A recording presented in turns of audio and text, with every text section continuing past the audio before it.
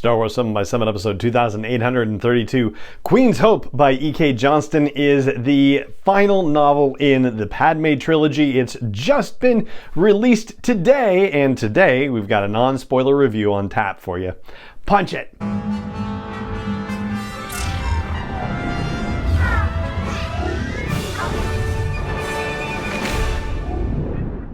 Hey Rebel Rouser, I'm Alan Voivod and this is Star Wars 7 by 7, your daily dose of Star Wars joy. And thank you so much for joining me for it.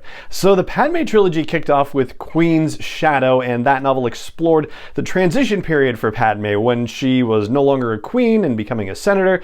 Then the second novel, Queen's Peril, actually went back in time and looked at the events preceding and then during the Phantom Menace. And here's what the official description says about the novel. It says, Padme is adjusting to being a wartime senator during the Clone Wars. Her secret husband, Anakin Skywalker, is off fighting the war and excels at being a wartime Jedi. In contrast, when Padme gets the opportunity to see the casualties on the war-torn front lines, she is horrified. The stakes have never been higher for the galaxy or for the newly married couple. Meanwhile, with Padme on a secret mission, her handmaiden Sabe steps into the role of Senator Amidala, something no handmaiden has done for an extended period of time. While in the Senate, Sabe is equally horrified by the machinations that happened there. She comes face to face with a gut-wrenching decision as she realizes she cannot fight a war this way, not even for Padme. And Chancellor Palpatine hovers over it all, manipulating the players to his own ends. So that's the official description. I think I'll just work backwards and start with Chancellor Palpatine and say that the moments that E.K. Johnston shares with Palpatine are just so spine-chilling. Like, she really gets him and his evil nature and really leans into it. So if you want some insight into the inner workings of Palpatine's brain, you're going to get it, and get it very well from Johnston. Then there's the stuff with Sabe, and this is where the novel, I think, one of the particular strong suits that E.K. Johnston has is that she is deeply invested in the characters, particularly Padme and her handmaidens. And it's not just Sabe, but it's also Sashay and Yane and the rest of them, Dorme, and there are multiple others who are previous handmaidens and also new ones hired on for the senator's current role, like a more political kind of action for all intents and purposes. Johnston does it just tremendously well. Like, they are all very finely drawn characters and their interactions are wonderful and spectacular. And so maybe you're hearing a but coming on all of that, and it's essentially that it seems to take a while for the meat of the story to get going. That secret mission that's happening that then needs Sabe to go and impersonate Senator Amidala again. Like, you got to get through more than 100 pages of the 280-page novel to be able to really get to that. There's some table setting that happens, but there's actually more that happens that is just kind of filling in events of other stories. Like, in particular, the situation with Attack of the Clones and the wedding at the end of it, right? That information is already out there kind of in the public, and you're going to get to see a different angle on that and what happens before they get to the metaphorical altar, because I don't think there was an actual altar for their wedding at the end of Attack of the Clones, but there are just these moments that you get more backstory behind the stuff that you saw on screen, and that's great, and that's all well and good, and it is really enjoyable, and I don't want to take anything away from the story at all. I'm just saying that the actual meat of the story makes it feel like it's more of a novella with some additional interesting short stories connected to it. And yet, I feel like this is kind of a strength of Johnston's, in particular, the way that everything ultimately gets woven together from a story perspective. So there is, I guess, a world where you could have said Johnston might only give, a brief paragraph or a brief part of a chapter to what Sabe was doing on Tatooine in Queen's Hope. She's actually trying to continue the work that she was doing in previous Queen's novel storytelling, and ultimately gets called by Padme to come help out with the situation. But instead, what Johnston does is she gives Sabe her own whole story. She really develops what's happening with the work that they're doing on Tatooine. She really develops what happens when she gets into the Senate. She is filling out Sabe's whole character and giving her a full time to shine in the spotlight. It is definitely a different way of approaching the storytelling, and I do think it's really awesome and different.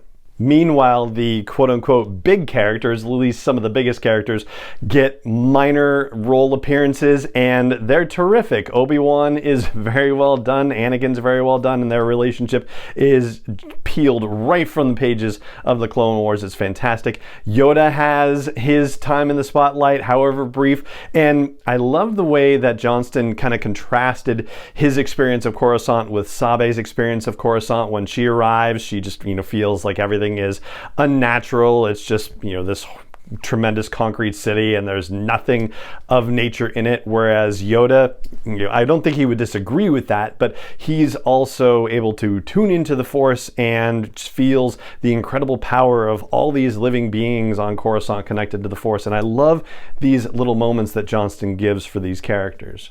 There's also a very cool scene where Anakin and Obi-Wan are in a pause in a battle and see a clone tending to other clones who have fallen, and this clone is actually a woman, and Anakin says, what's your name? And she says it's Sister, and that's how her brothers, her clone male brothers, let her know that she belongs. And Anakin muses about how belonging is important, and she responds and talks about how nobody really knows what happens to quote-unquote unusual clones, but she has been given the opportunity to fight alongside her brother clones, and that matters very much.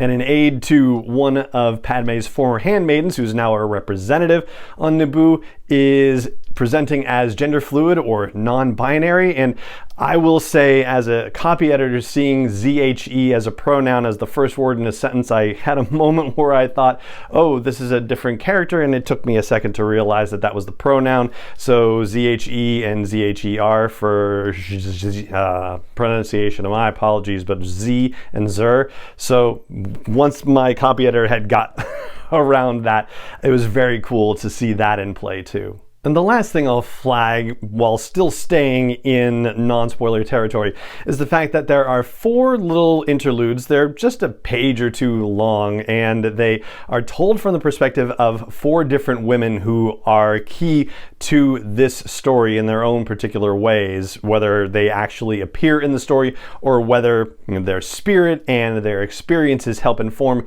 some of the events that happen in the story. Those were possibly the most heartfelt parts of the novel, and I'll also say that it's going to give us a lot to talk about in the coming days as well, because when we get into spoiler territory with this, yeah, we're going to need to talk about a couple of things because they bear on future storytelling, and I'll just stop right there for the moment. So let me just wrap up by saying Queen's Hope by E.K. Johnston, which is the final novel in the Queen's trilogy of young adult novels about Padme Amidala and her handmaidens.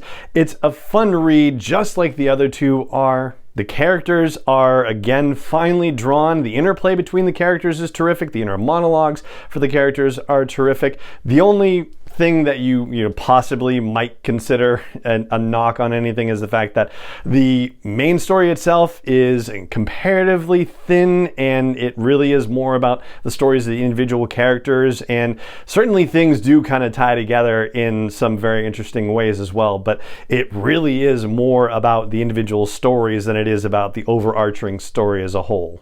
It was a fun read and a breezy one. The 280 pages go very quickly. And so thank you, by the way, to Disney Lucasfilm Press for sending me a copy to check out in advance. And also congratulations to E.K. Johnston for completing this trilogy and for the fine work that she's done for it. So there you go. That's what I've got for you for the non-spoiler stuff about Queen's Hope, and that's going to do it for this episode of the show. It just remains for me to say thank you so much for joining me for it as always, and may the Force be with you wherever in the world you may be.